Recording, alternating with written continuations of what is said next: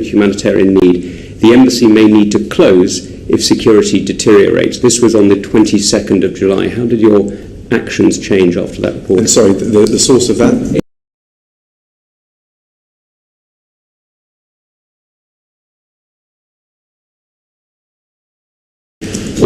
Order. Welcome to this afternoon's session of the Foreign Affairs. If security.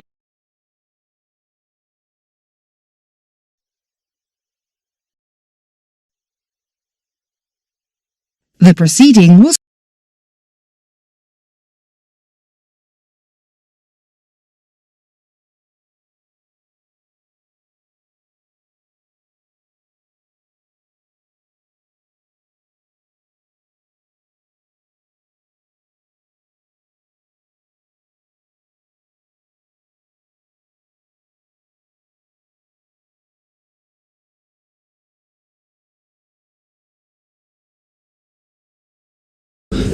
obviously began in April, but the contingency planning was also there for a more rapid deterioration, and you can see that in the run-up to the G7 summit in June.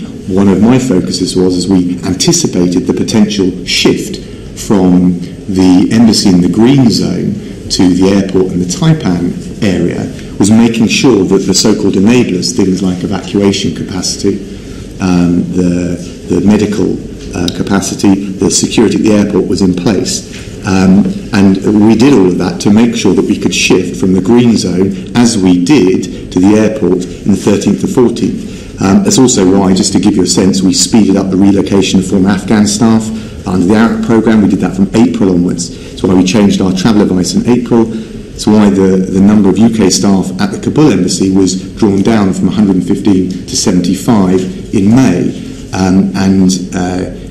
So whilst the central assessment was the one I described, doesn't mean we weren't doing contingency planning. It's got all assessments. Can I then ask on the contingency plan very specifically, when did you last update the NEO for Afghanistan?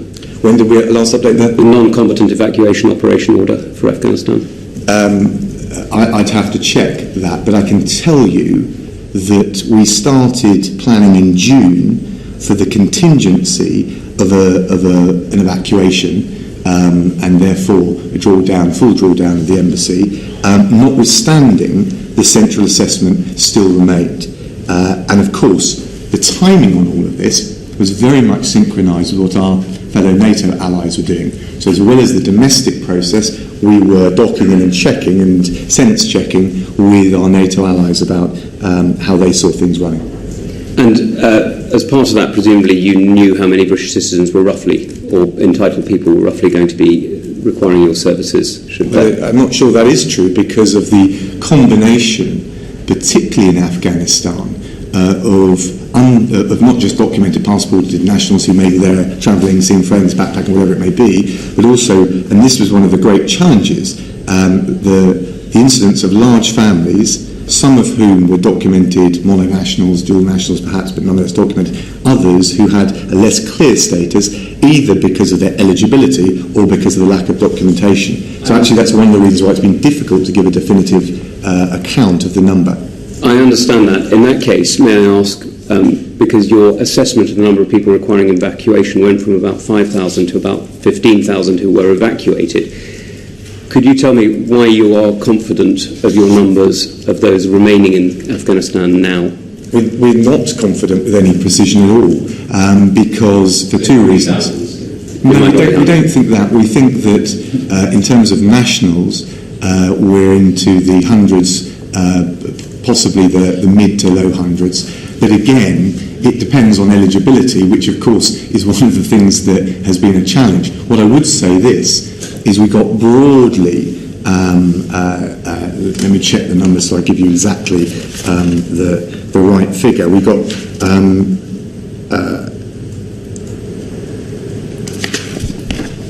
something like an estimate of 500 out between April and the 15th of August. And in terms of British nationals, a further roughly 7,000 out during the period between the 15th and the 29th of August. Alicia, do you want to come? It was a quick question about coalition building.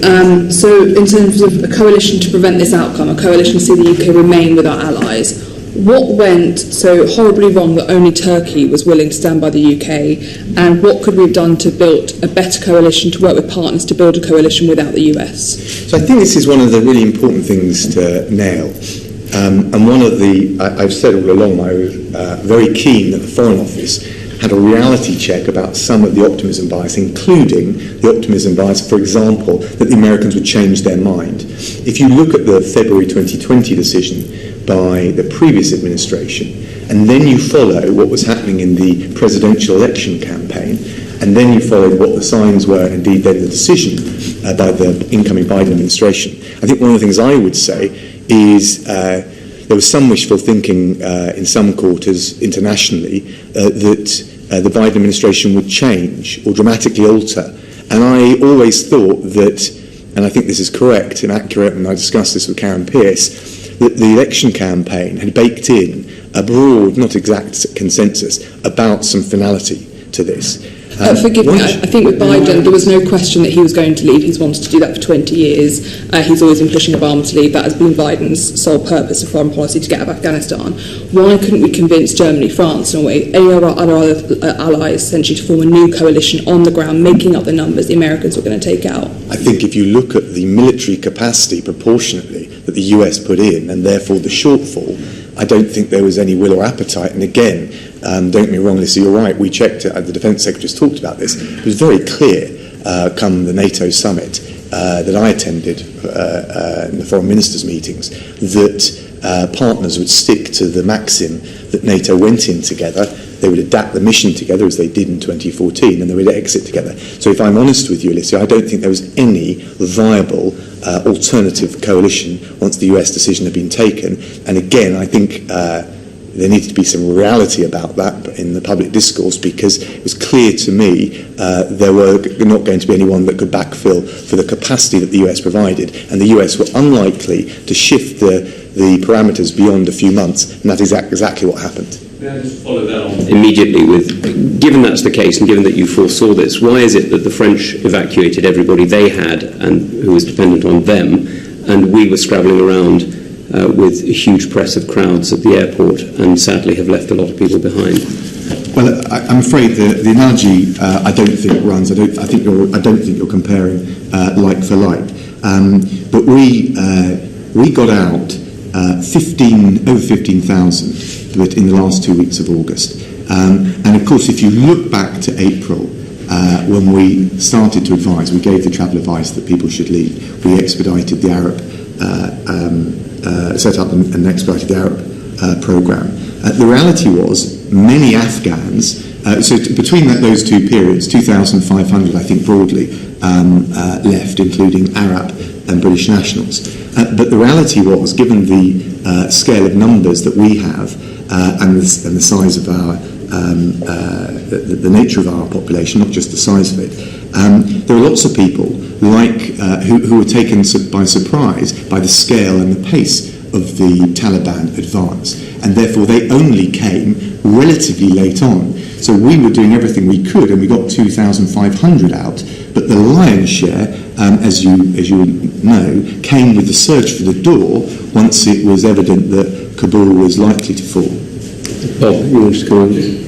Foreign Secretary, just for clarity's sake, you said in the past couple of days that everyone was caught by surprise and that the intelligence was clearly wrong. Just in simple terms, why was that? Is it because we were being led by an over-optimistic assessment from the US? Is that a collective failure on the part of the UK? Was the information different from the military as opposed to the diplomatic channels? Why did we get it so badly wrong? I think there's a whole range of assumptions that, one, the optimism bias about what the US might or might not do. Two, I think around the intent of the Taliban. I always cautioned that I thought the Taliban were unlikely, once the US decision to withdraw was clear, to engage in particular meaningful dialogue around a more inclusive government and seize the opportunity to take control. That relates to intent. The much bigger question whether they had the capacity to back up that intent. And I think, in fairness, that is something which collectively, across allies, clearly the assessment that they would not be able to advance at that speed was not correct. And we'll need to look and assess about why that's the case. Can you go any further on that today as to why and where you think, and this is about learning for the future, not just about finding scapegoats, about where that failure came from? And you talked about optimism bias. Were there other factors you think that are irrelevant? Well, I want to be respectful. I've tested. I tested the assessments and the evidence, and as I said, partly because of the history of the Foreign Office being accused of being itself having an optimism bias, I wanted us to do the opposite. But ultimately, we have got a very rigorous process, and we'll have to look at how the assessments got wrong. I would offer one reflection, and it's no more than that.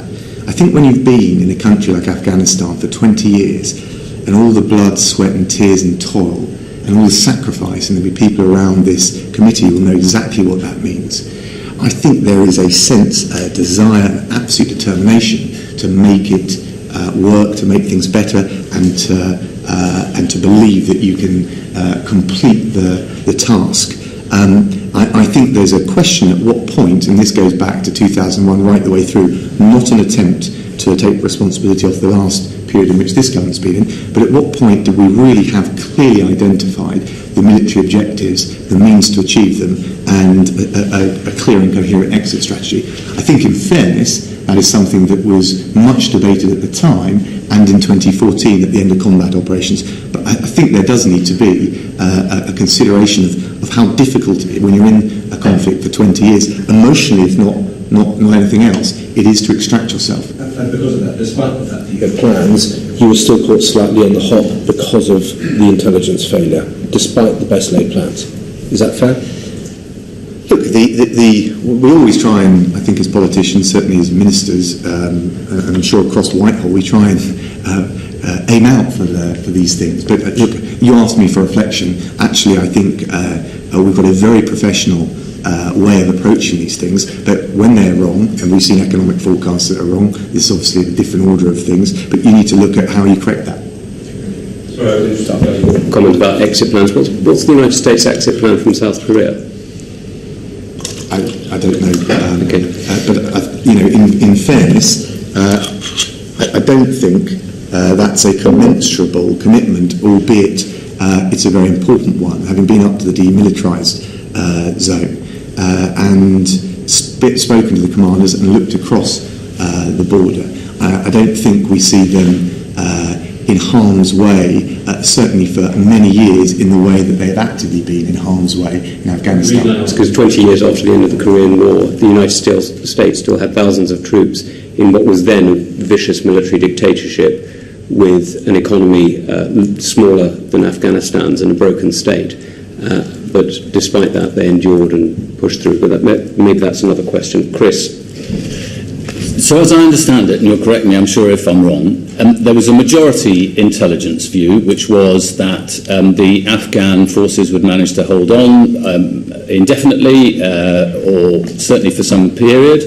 And then there was a minority view, for which you prepared a contingency plan, but you started in June.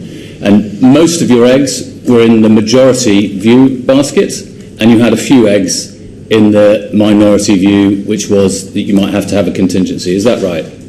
I wouldn't put it quite like that. It's not a question of the minority report. You have a central assessment, and you, of course, you have worst case scenarios which you contingency plan for as well. I think that's quite right. The Prime Minister said in the House of Commons on the 18th of August, what is not true is to say that the UK government were unprepared or did not foresee this, i.e. the collapse of Kabul and the Afghan forces, because it was certainly part of our planning.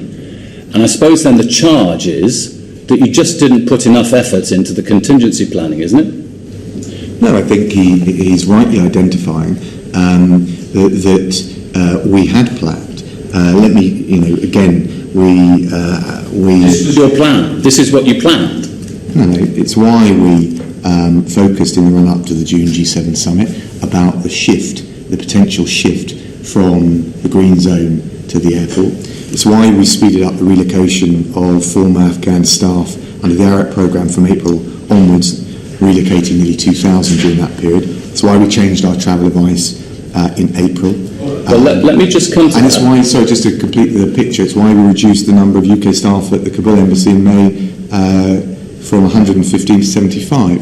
So, and that's the nature of catering with a risk-based assessment. You have a central proposition, but you're also mindful of dealing with the worst-case scenario, even if it's not regarded as likely. But let me just take you through some dates. The US had left the two main air bases in Kandahar and Bagram by the 2nd of July. On the 8th of July, several MPs in the House of Commons told the Prime Minister that the Taliban were likely to take large parts of the country.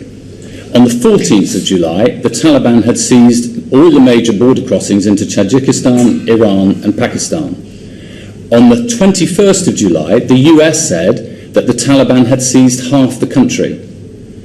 But you only, changed the travel advice for British nationals going to Afghanistan on the 6th of August. No, it's not quite true. In April, we changed our travel advice to advise British nationals to consider leaving Afghanistan. We changed it again to make it even more stringent in August.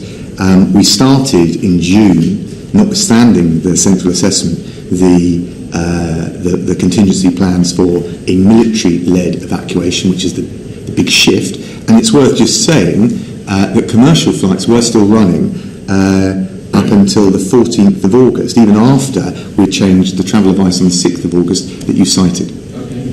On the 11th of August, the US said that the Taliban were likely to seize the whole country. It was just a question of how long it was going to take.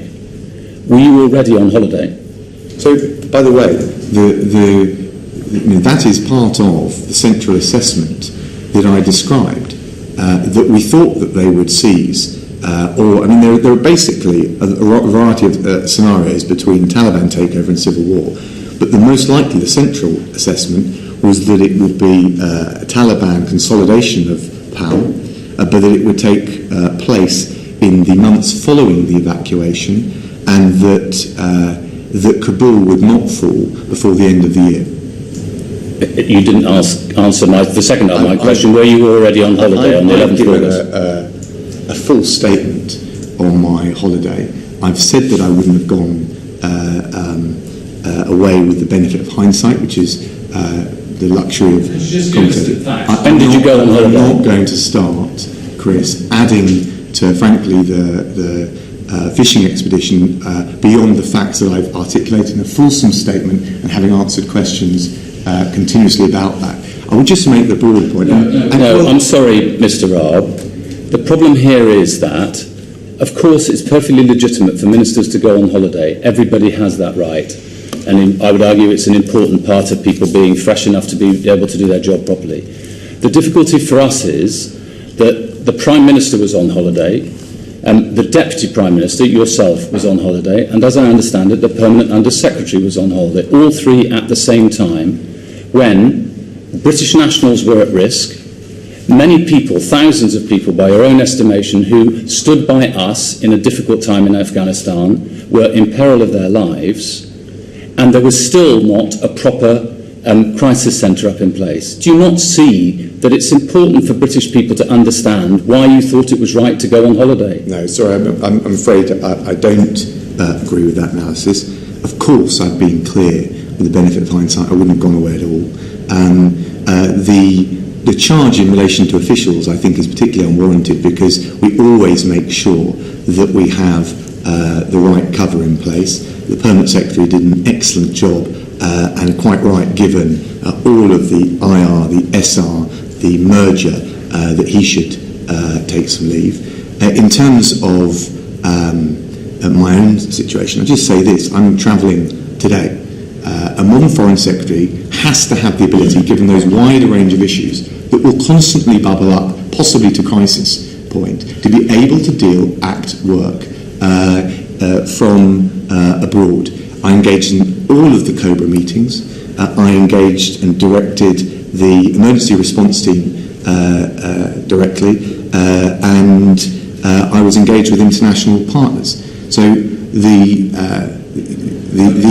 truth is, Chris, Judge us by the results, because between We'll come on to those. hold on, the 15th of August and the end of August, we delivered over 15,000 people out of the country, which I think is certainly the most challenging evacuation of its kind in living memory. On results, can you tell us how many people you think, both UK nationals and